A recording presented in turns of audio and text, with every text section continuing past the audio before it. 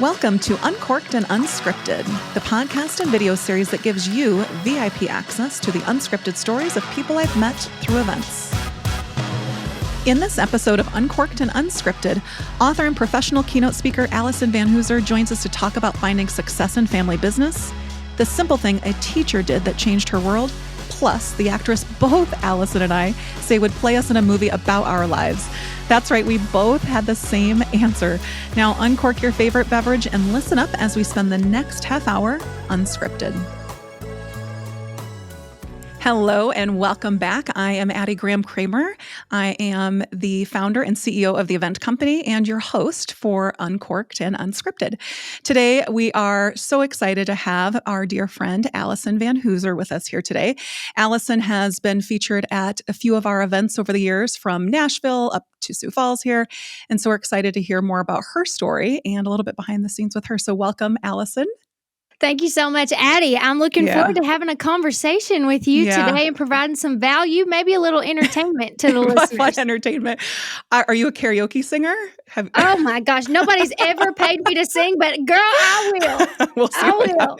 We'll see what happens. But why don't you share with guests just a little bit more about your backstory? And you've got...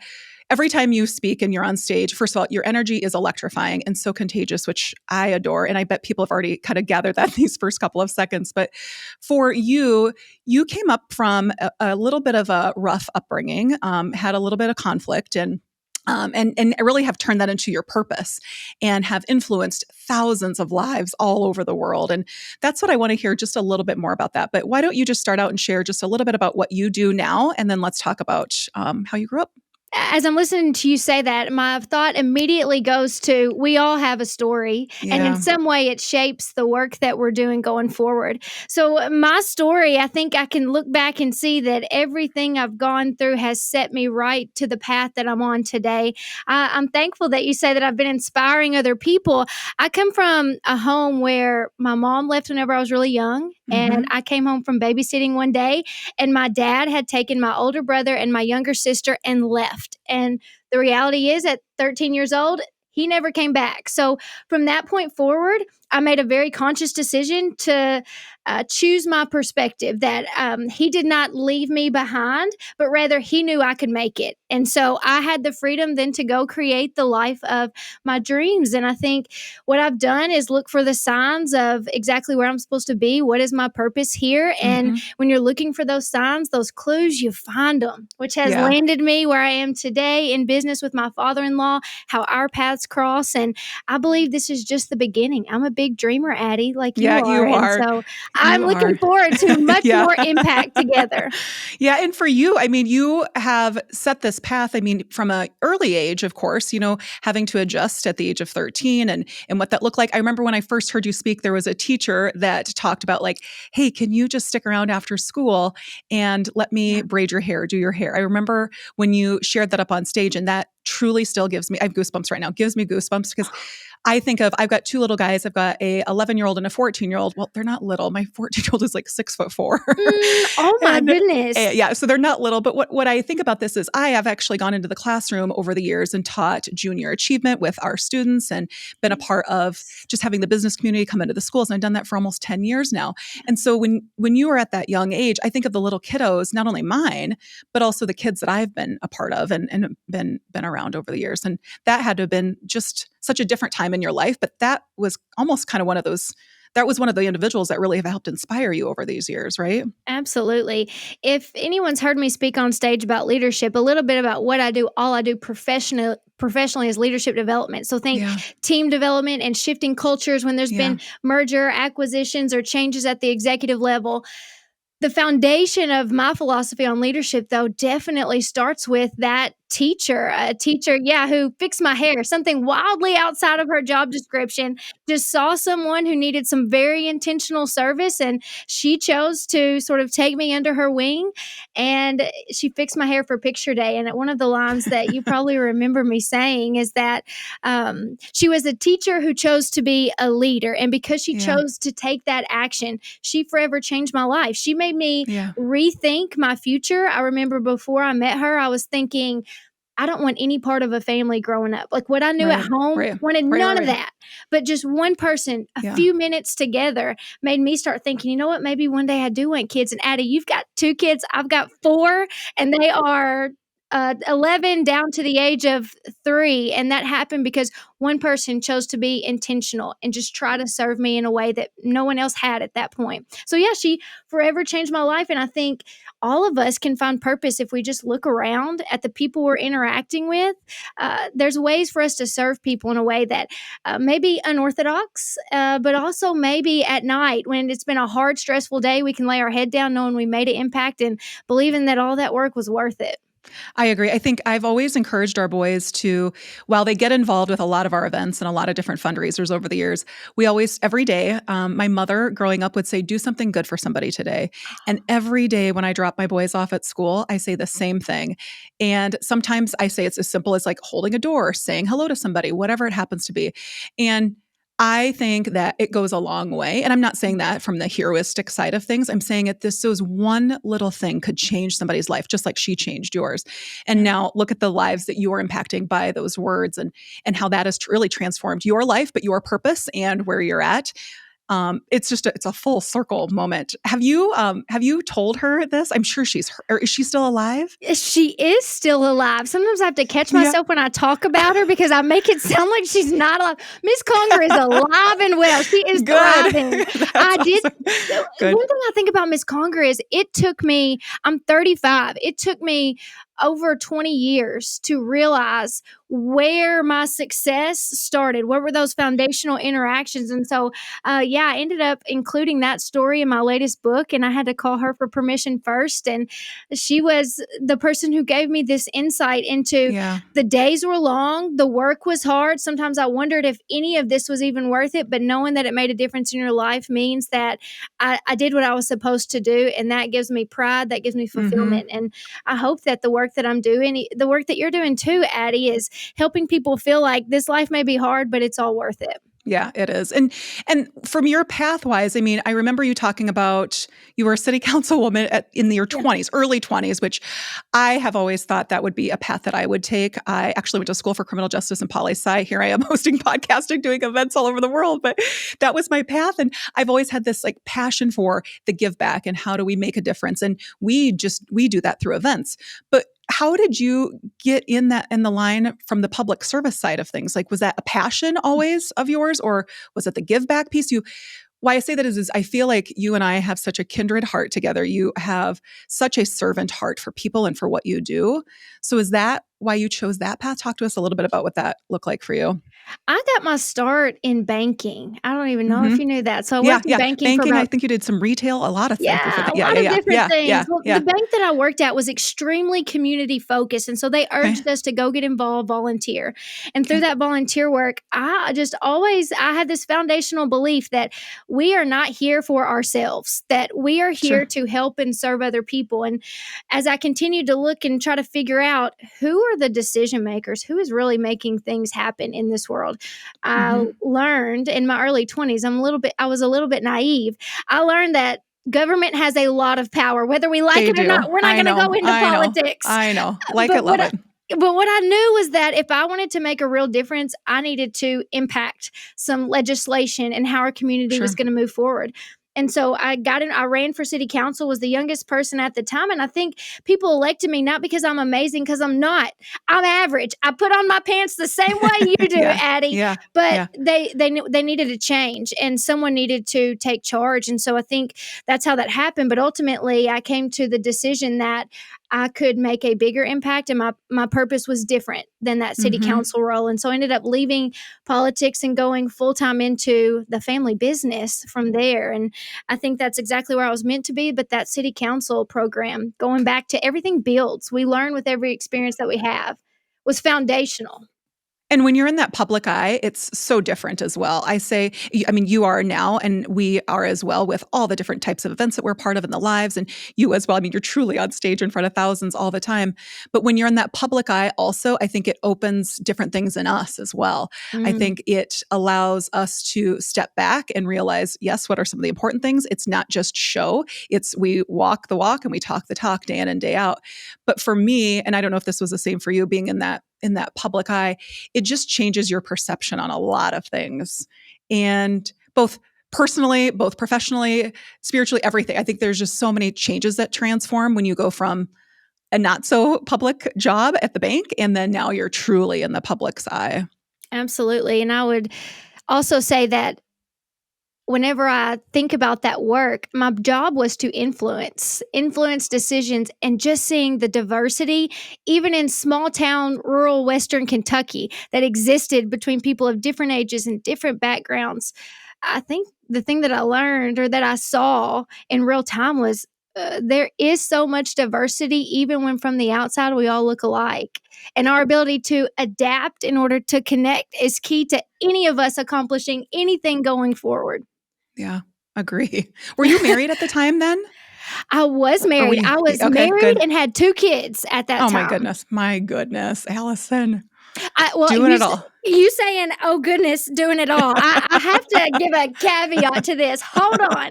If Addie, if you read my first book titled Level Up, there's a process in there called Lay Down the Law. And one of the things I say in there is, I got to the point in my life where I was trying to do so much that my priorities were wildly out of whack. That the people I cared about the most were getting the rest of me. What's the phrase? The rest of me, not the best of me. And so I had to do some very hard thinking, make some good yeses and some good nos going forward, to make sure that when we think about doing it all, that I was doing what I could have peace and fulfillment with at the end of the day.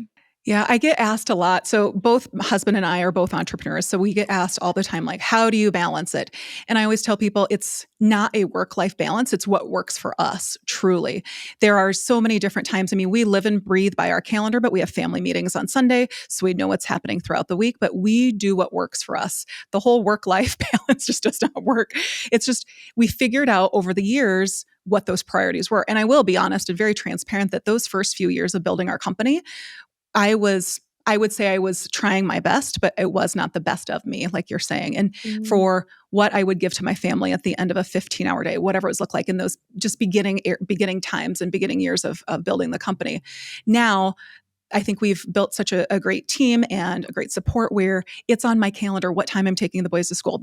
In a couple of days, I'm actually taking a whole field day off with my 8th grader, and I'm spending the whole afternoon there with them. So priorities have changed, and laying it all down and laying it all out there is important, to be not only transparent to yourself for sure, but also to those that you are with and support you as well. Because they can't support you if you're not open and honest about, I'm struggling here, I need help here. I am so bad at asking for help. I think a lot of women are. You just feel like you can just do it all, and you just can't. You can't. I would agree. And Addie, I think there's probably so many hundreds and thousands of people that you've crossed paths with, women who look to you and they're thinking, how in the world does she do it? And the fact that you say it was you didn't use this word, but like a slog for a long time. You just had to. Yeah. I think sometimes we forget that the culture is so much geared towards saying, raise your hand, ask for help. You don't have to do it all. You don't have to work 1,000,000 hours. Let's not forget that sometimes you do.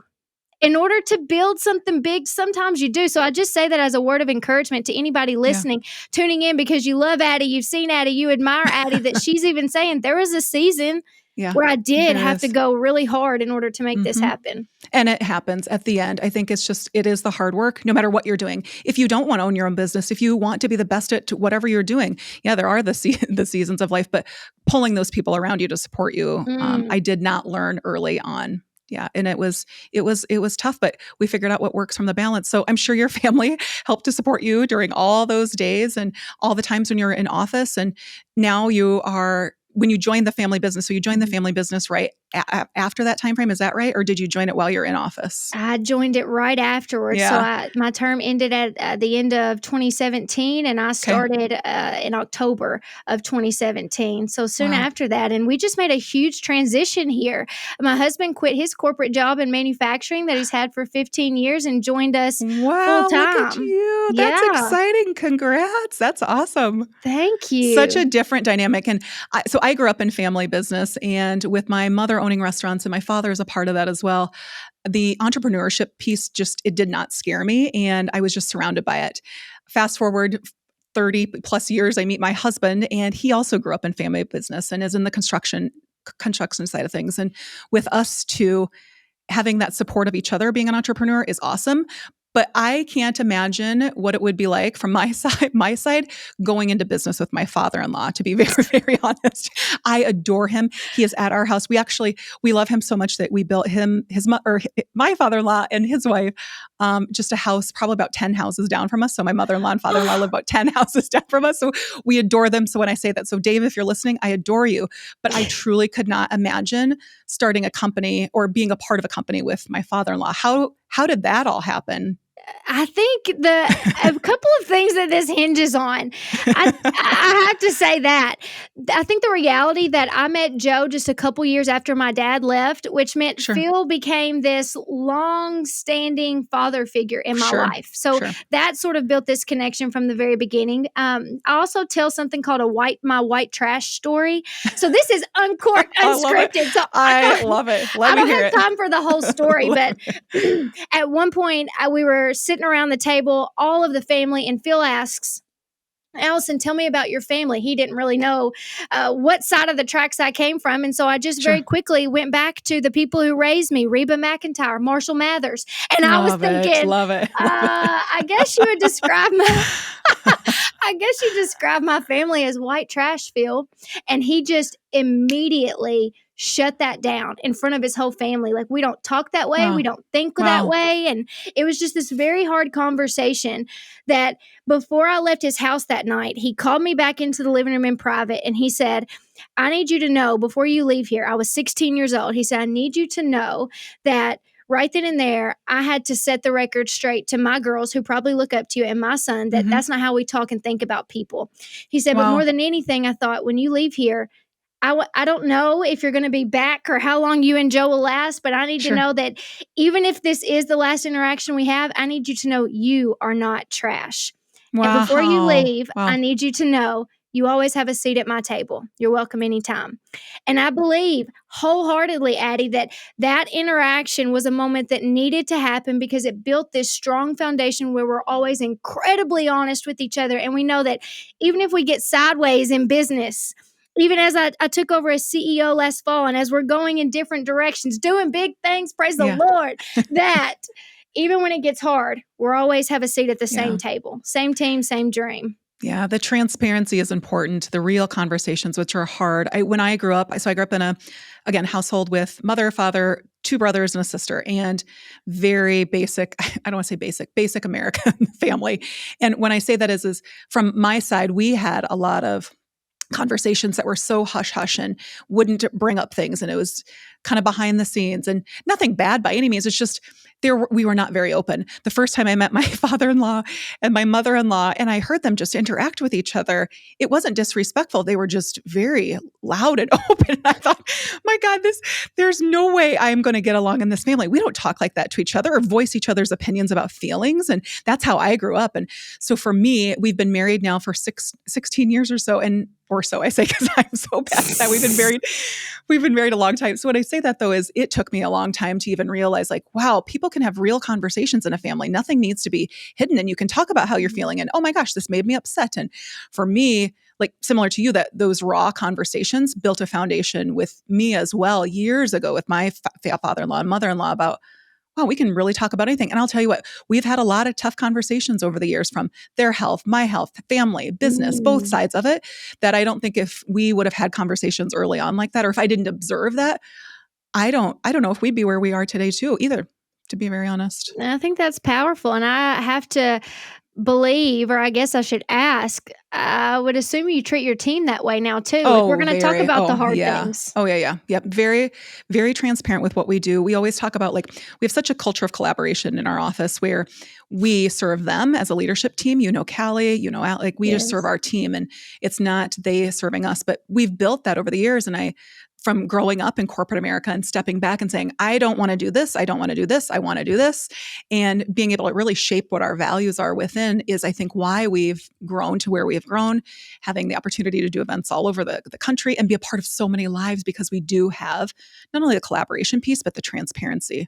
And I'm not going to do it or expect them to do it if I'm not going to do it either. Mm-hmm. So we just have a different speak. We're not in cubicles and just clicking away all day long, and nothing against that at all. It's just we do have some very difficult conversations sometimes. I think that transparency is just attractive today. People want more of that. Now, another thing that I've always admired about you is your energy and how electrifying it is. I want to know where that comes from, because I feel like we're very kindred spirits when it comes to the energy piece of it. But what drives your energy? I want to hear that. I think my energy comes from I feel like we got deep fast, Addie. Yeah. But my energy, I think, comes from just the realization that I just do not think this life is about me. And if I can show up in a way that makes your life happier, if I can make you smile and add some positivity to your day and show that I care and I'm interested in you, I think that, to me, at the end of the day, I can get on that airplane and know that I did what I was supposed to do. And I think I'm very conscious nowadays about stories, because I tell a lot of stories, and I've learned that we think in stories, we remember in stories. And I want Addie, when she's talking about me, the story that she's telling people is not that Alyson was a real fuddy dud. Like, her energy was horrible. Yeah. I would never want that to be the story. And so I'm very clear on who I want to be, why I want to be that way, and I show up that way, whether I feel like it or not. Boom, you're going to get my best. So I'm just wired that way now. Yeah. What grounds you then? I want to hear, like, what at the end of the day, again, we talked about this in the beginning, like, you've had a rough day, you just want to be open and honest with your family. Like, what grounds you at the end of those days? Because you and I both can't keep that energy up 24/7. Yeah. We have to unplug. And I want to hear how you unplug and what grounds you. Addie, are you an introvert or an extrovert? So extroverted. Are you so extroverted? So extroverted. And so many times where, like, I will be at the grocery store and Drew, my husband, he's like, can't you just turn off for 2 seconds? Can you just not talk to people? And I'll be complimenting somebody here, talking there. It's just my personality. I love it. But yeah. I guess I'm a mix, but I would say fundamentally, I'm an introvert. If you're thinking about where do you get your energy from, I can give it. But at the end of the day, I need a minute to myself, whether that's sitting in my car and listening to music, or sitting in silence, or praying, or reading. I definitely get my energy from just being alone. And so what really fills my tank is probably, this is me being as real and honest as I can get.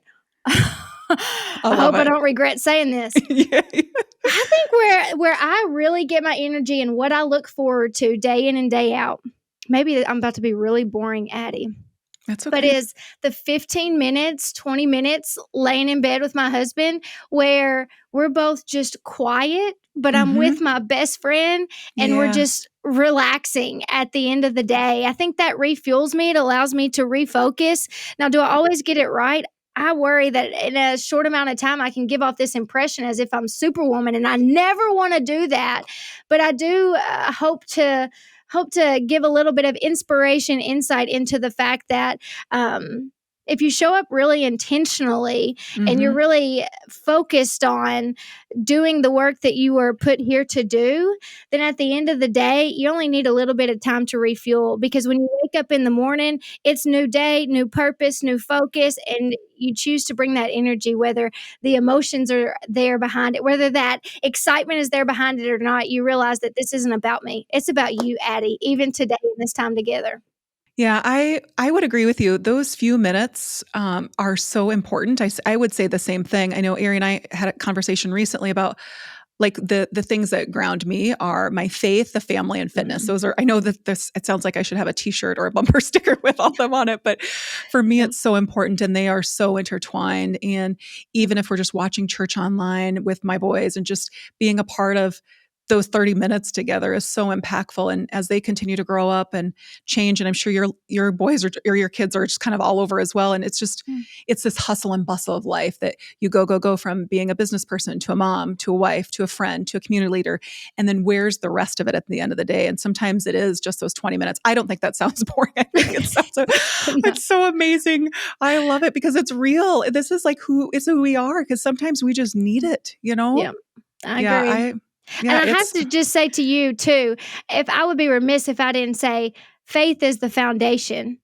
I mean, that's where the peace and the fulfillment and the energy all stems from. Without that, if you lose that, I would have nothing. So I just want to reiterate, same heartbeat here, Addie. Yeah, same deal. I want to hear, out of the 3 books that you've written, what's your favorite one so far? And you can't say the last one because you always like, I get better every time. Is there one of the 3 that are your faves? Most favorite, I should say. I would say most favorite. If I'm not going to tell which one is the last one, I'm just going to tell my favorite one. My favorite one is my book, Infinite Influence. And it is because it shows that different perspective we can have where we show up in a way to do that win-win-win outcome work that is good for you, good for me, good for the company, the organization, the community, the family, whatever it is. A very selfless way of living to help you accomplish your wildest dreams. So I think we should all be dreaming really big. And I know you're a big dreamer. Yeah, I am. That's my next question I was going to ask. So the 30 days, it's the journal, 30 days to accelerate your success, right? Yep. Okay. So would you feel like for the stage of business where I am at, is this book for anybody, that 30-day one? I have not had a chance to read that one yet, but that was a question that I just personally wanted to ask. Is there any part of anybody's journey that it's not applicable for, or is it I would say anything? That book I co-wrote with my father-in-law, Phil Van Hooser, who's been doing leadership development for over 3 decades. That book was specifically written for teams to dive into, read that, and be able to have really good conversations. So more from the team focus. Yes, absolutely. Awesome. Maybe when we have our retreat in August, we should take a peek at that one. Yeah, you call me. I will tell you, if I was going to recommend a book for a team, I think Accelerate Your Success was written for a team, but I would recommend Level Up, especially a team or a company that is big dreamers and wants to do big things. I would recommend Level Up. So I have this book on my desk here. I don't know if you're a fan of John Gordon, but The Energy Bus. Have you read this? I'm familiar with The Energy Bus. We've read that one as a team, but it is kind of the refuel piece and what's your purpose and how do you have these steps that intertwine between work and personal and how do you kind of make it your own, but how you do it together as that team piece. And it's a fun book. It's very lighthearted. And we had a few years back, we just, as a team, each person took kind of a chapter and kind of taught the chapter itself. But we're always looking for different things to be able to do together as a team. So good suggestions. Addie, was your team all in on that when you said, we're going to read this book and everybody gets a chapter? They were excited about it. Yeah. The people that are more introverted were a little nervous about teaching, but they did a great job. Some had handouts.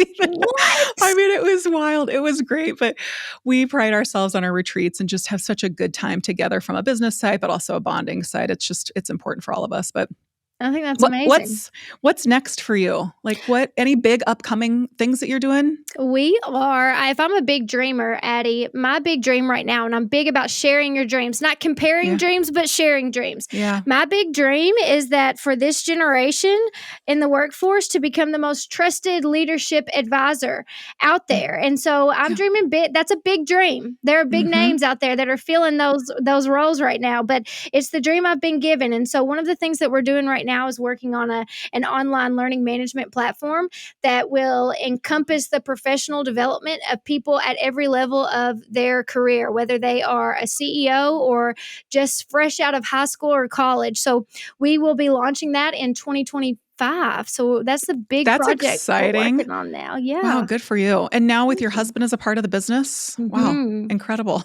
Yeah, he's a big help in making that happen with his operations experience for sure. Well, I've got 2 last questions. The first one that we ask all guests on the show is, if you were a drink, what would you be and why? I would be a cold can of Coke Zero. Oh, why? Well, first, it's crispy, like it hits you and you cannot ignore it. It is the most fizzy right out of the fridge, right out of the can. But also, I think I would say with the 0 calories, I think that it's free for all of us to be able to give to other people and create smiles, create a little bit of happiness. And so we should be willing to spread that around as often as we can. I love it. Our boys love it in cans as well. So good idea. I love it. Fun. Okay, so I've got this stack of questions here that I have not read any of these questions. Ariana, our producer, puts these together for me, and I just draw one from the deck. So I have no clue what I'm going to ask you, and you don't know what's happened. This is, again, the unscripted piece of the conversation. So I'm going to draw from the middle. Oh, who would play you in the movie of your life? Oh. That's kind of a hard one. I know, though. Is it weird that I know? I know who would play me. No, who would play you? Sandra Bullock.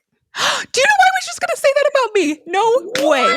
No way. Yes. I feel like I'm pulling Sandra vibes from a few years back with the best. Absolutely. No way. Okay. I want to know your why. I'll tell you my why, but then I'm going to tell you who I would think should play you. So I would love that. Okay, my wife, Sandra Bullock, I can't help but think about, even though she is not this character, I think about Miss Congeniality. Put me on the stage, put me in a dress, but I'm also very loose, carefree at the end of the day. So that's why I think about her. Who would you say?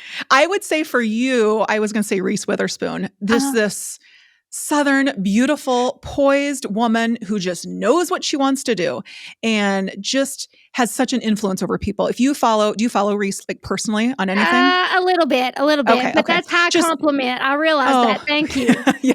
Just her business acumen, her influences over a lot of social injustices, just so many different things she's so passionate about. That's why I would peg you as Addie, Reese. I would have Reese. Thank you. But tell me why Sandra Bullock for you. I get the hair, but there's got to be something else. The hair. So in the movie The Proposal, she was just not only a boss woman, but she also had a soft side to her where she had to let her guard down a lot. And not only the personal side, but the professional side of things. And to be able to say, like, this is me and this is who I am. Mm-hmm. And so I really enjoyed just seeing her in that movie. Plus with Betty White when did you see that movie, The Proposal? I saw it when it came out, but that's an oldie but a goodie, right? Oldie but a goodie. But yeah, that's why I would choose that. But I love it. Sandra Bullock is amazing too. Wow, I cannot believe you would say the same thing. That's so funny. That is so funny. Yeah, I love that. I love it. Well, thank you for joining me on the podcast today. We're excited to see all that's to come for you. You're doing great things, and I'm sure we're going to have another event here maybe soon. We'll see what that looks like. But thank you so much for joining me today. Thank you, Addie. I appreciate you and think the world of you. I'll talk to you soon.